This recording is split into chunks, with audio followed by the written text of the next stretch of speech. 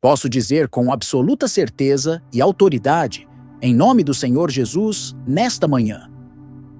Ele quer que você seja livre da ansiedade.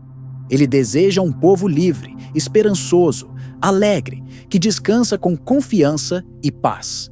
Ele quer as ansiedades fora. Nada do que ele ensinou foi feito para aumentar sua ansiedade, mas sim para ajudá-lo a vencê-la. Se a intenção do Senhor é que vençamos a ansiedade, como ele nos ajuda a fazer isso? É essa a pergunta que John Piper responde a partir de Mateus 6:25-34, neste episódio de Luz e Verdade. Este sermão foi originalmente pregado na Igreja Batista Bethlehem, em 25 de setembro de 1988. Na lição da semana passada, olhamos para Hebreus 3:12 e lá estava escrito: Tende cuidado, irmãos, para que jamais aconteça haver em qualquer de vós perverso coração de incredulidade que vos afaste do Deus vivo. E então, no versículo 14 de Hebreus 3, porque nos temos tornado participantes de Cristo, se de fato guardarmos firme, até o fim, a confiança que desde o princípio tivemos. Isso significa que uma das evidências de que realmente participamos de Cristo, de que estamos unidos a Ele para a salvação, é que perseveramos até o fim com confiança em Deus e não naufragamos na fé. Em outras palavras, o novo nascimento nos introduz numa vida de fé perseverante. Uma vida vivida pela fé, não apenas iniciada pela fé. Chamamos isso de guerra espiritual. Em 2 Timóteo 4:7, Paulo chama de o bom combate da fé. E eu acredito que, aqui nesse texto, também podemos chamá-lo de batalha contra a incredulidade. Deixe-me ler novamente. Tende cuidado, irmãos. Essa é a vigilância de quem está em batalha, para que não haja em vós um perverso coração de incredulidade. Aqui está o terreno do combate, que vos afaste do Deus vivo. E essa é a gravidade do aviso. A batalha é séria. Ou seja, a batalha mais básica que todo mundo nesta sala enfrenta todos os dias é a batalha contra a incredulidade nas promessas de Deus. É a luta para ter um coração que descansa nele. O texto de hoje ilustra, com uma condição específica, um coração ansioso, o mesmo princípio da semana passada. Cuidado para que não haja em vós um coração perverso de incredulidade. Hoje, poderíamos dizer: cuidado para que não haja em vós um coração ansioso de incredulidade. Mas antes de irmos direto ao texto, quero refletir com você um pouco sobre o que nasce da ansiedade. O motivo pelo qual começo falando sobre ansiedade é porque de todos os pecados que consigo imaginar, que brotam no coração a partir da incredulidade, a ansiedade é o que tem mais galhos. Ela produz mais outros pecados do que qualquer outro que consigo lembrar. Por exemplo, quando estou ansioso por causa das finanças, isso pode gerar em mim cobiça, ganância, avareza ou até mesmo roubo. Quando estou ansioso por ter sucesso em alguma tarefa que me foi dada, posso me tornar irritadiço, impaciente ou até mesmo ríspido e grosseiro com os outros. Quando estou ansioso em relação a um relacionamento, preocupado sobre como vou ser percebido por alguém, posso me fechar, me tornar indiferente, frio, mesmo com a outra pessoa talvez também ansiosa com a situação. E a lista continua, não é?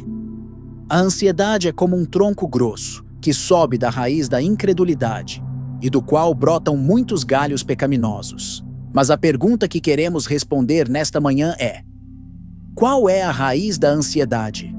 De onde ela vem? Como é que ela nasce? A resposta em Mateus 6 é bem clara. Mas antes de olhar diretamente para a raiz, note comigo como a ansiedade é, de fato, o ponto central do texto. Veja como ela aparece repetidamente. Verso 25. Por isso vos digo, não andeis ansiosos quanto à vossa vida. Verso 27.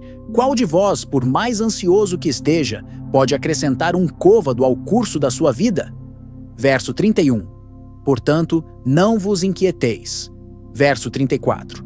Portanto, não vos inquieteis com o dia de amanhã.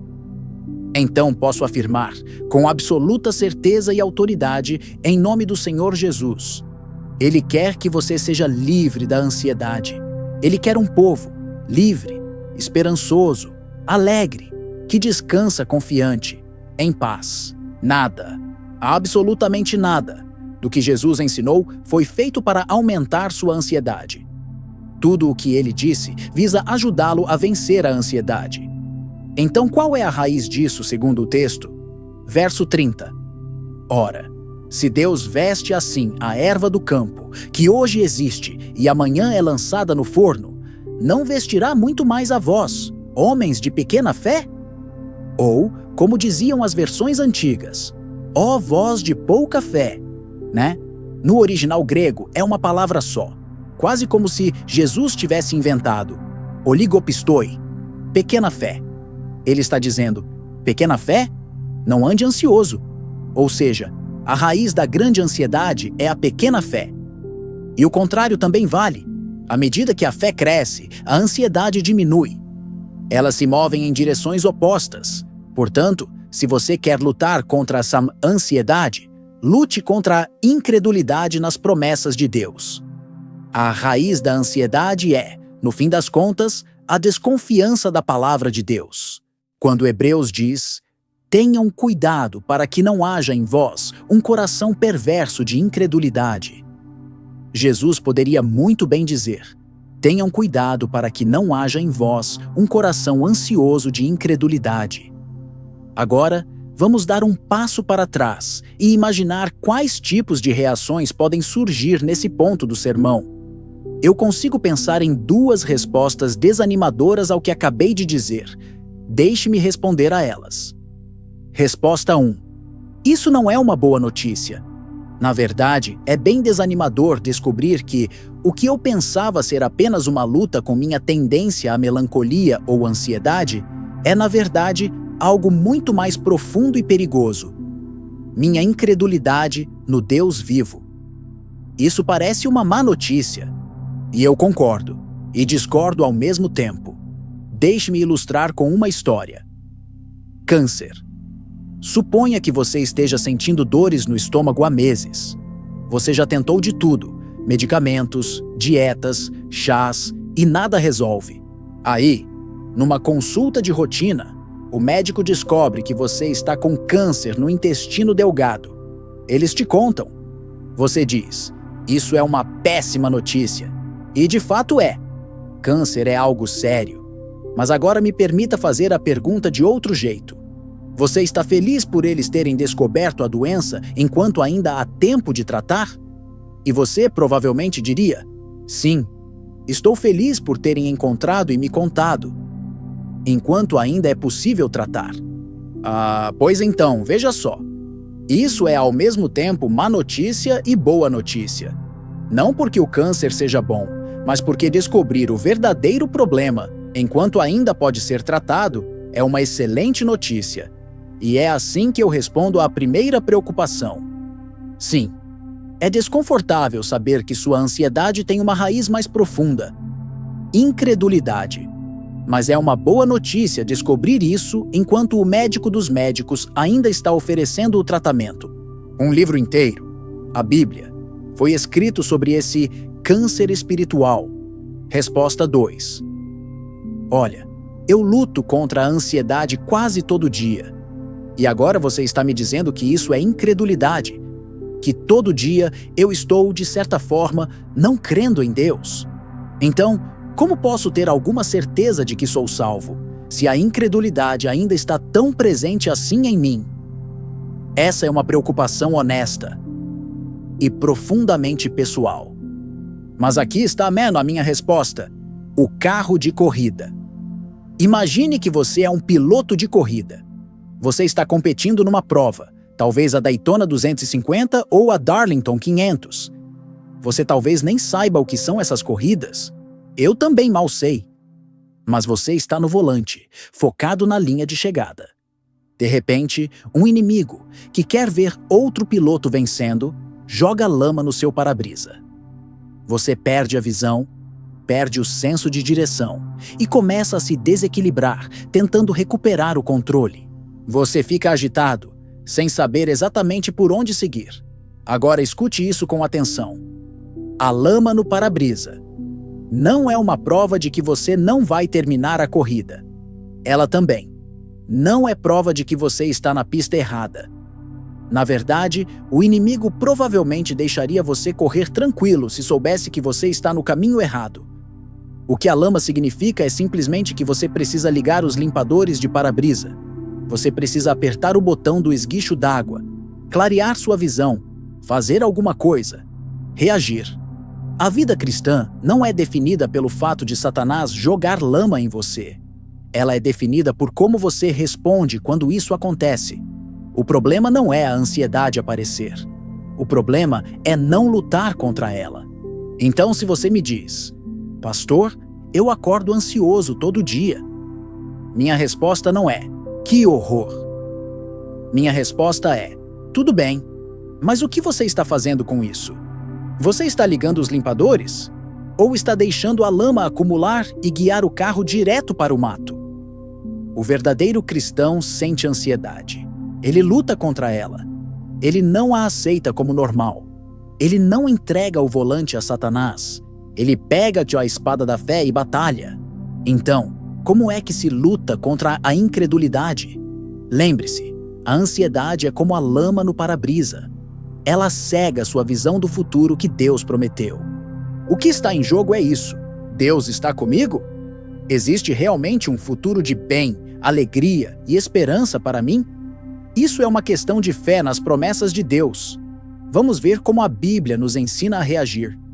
Primeiro, em Mateus 6, Jesus está lidando com ansiedade sobre comida e roupas.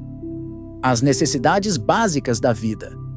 Agora, aqui nos Estados Unidos, diz Piper, com todos os seguros, programas sociais, aposentadorias, assistência médica, quase ninguém nesta sala está preocupado com o almoço de hoje. Mas em 2/3 do mundo, como os 40 milhões em Bangladesh, essa é uma preocupação real. E mesmo aqui, as finanças ainda geram profunda ansiedade. Sustentar uma família, aquecer a casa, pagar a escola, vestir os filhos. Jesus encara isso diretamente. No verso 30, ele dá o diagnóstico: homens de pequena fé. E a seguir, ele nos oferece promessas, verdadeiras lâminas afiadas para limpar o para-brisa da alma. Veja o verso 32 na segunda metade. Vosso Pai Celestial sabe que necessitais de todas essas coisas. Isso é esperança dobrada.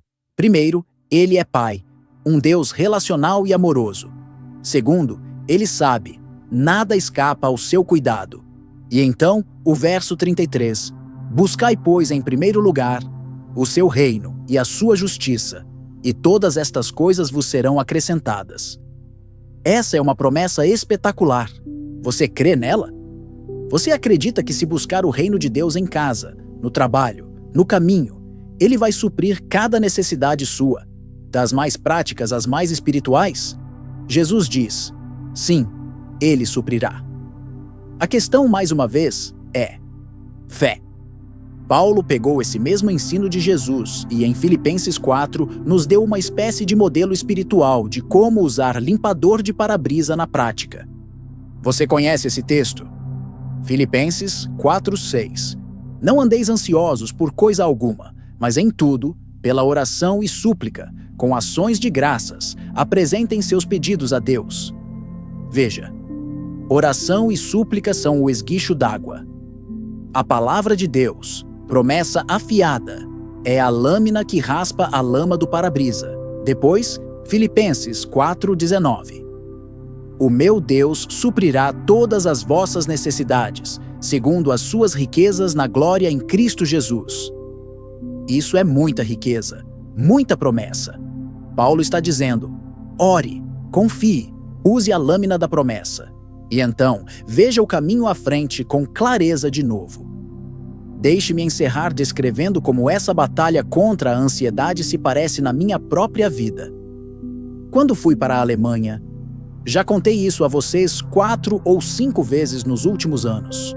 Eu estava no Radio City Music Hall, pouco antes de embarcar para a Alemanha, onde passaria 3 anos.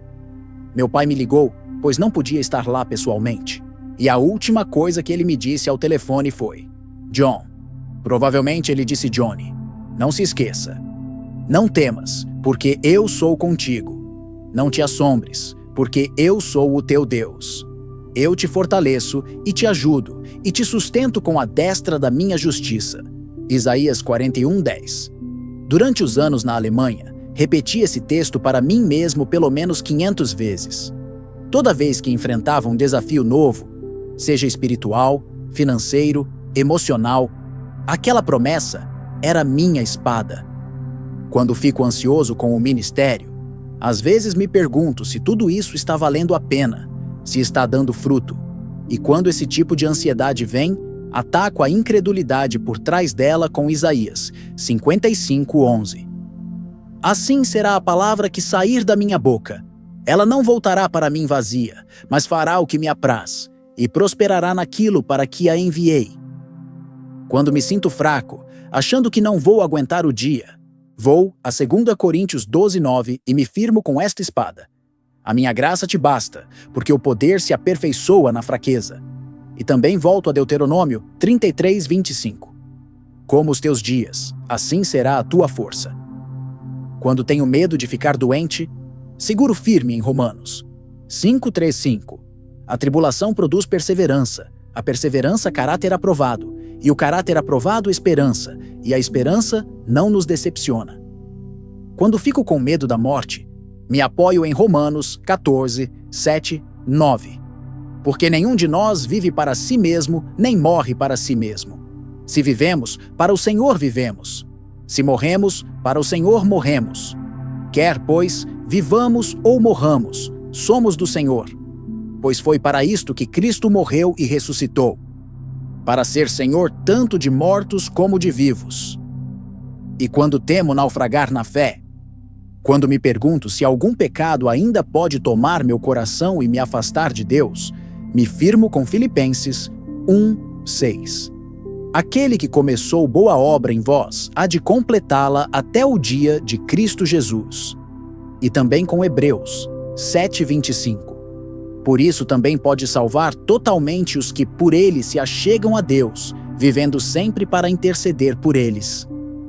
Então, o que estou tentando te dizer é isto: pegue a Bíblia, ore pelo Espírito e vá à guerra contra a incredulidade, a raiz profunda da sua ansiedade. E lembre-se de Provérbios 21:31.